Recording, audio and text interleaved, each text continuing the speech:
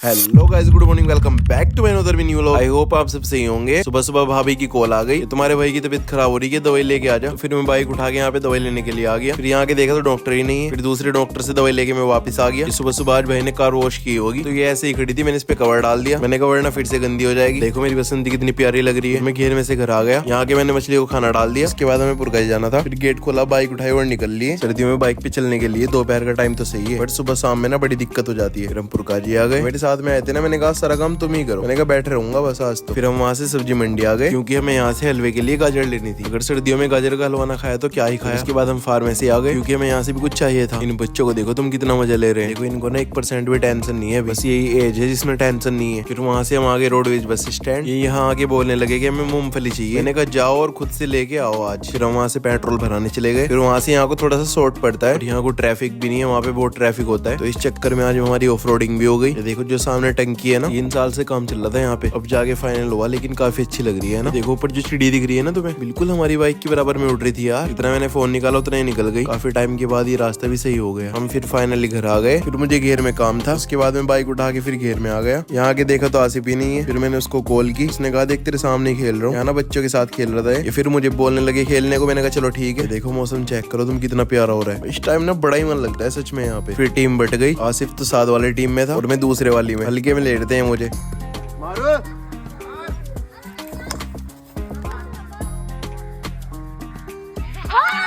मैंने कहा हथियार छोटे, चलाना नहीं बोला। फिर दूसरा शॉट मारा, उसमें बॉल खो गई इनकी। मैंने कहा बेटा ऐसे पिछले फिरोगे आज तो। फिर लास्ट में बड़ा सीरियस मैच हुआ, वो शूट नहीं कर पाया, लेकिन जीते हम ही थे। देखो पक्षियों ने सारा आसमान भर रखा है। मेरा ना इस टाइम बहुत मन लगता है सच में। मैं सोचता हूँ मैंने कहा चलो आपको भी दिखाऊं। फिर भाभी ने आज घेर में मोमोज बनाए होंगे, उन्होंने आसिफ के और मेरे लिए यहीं पे भेज दिए। फिर इनको खा के मैं आ गया घर। मछली को खाना खिला दिया और मैंने भी खा लिया। आज के व्लॉग में इतने मिलते हैं नेक्स्ट व्लॉग में। इतना अपना ख्याल रखना और अपने भाई के लिए दुआ करना। और हाँ प्लीज यार एक लाइक और अगले व्लॉग के लिए फॉलो भी कर लो।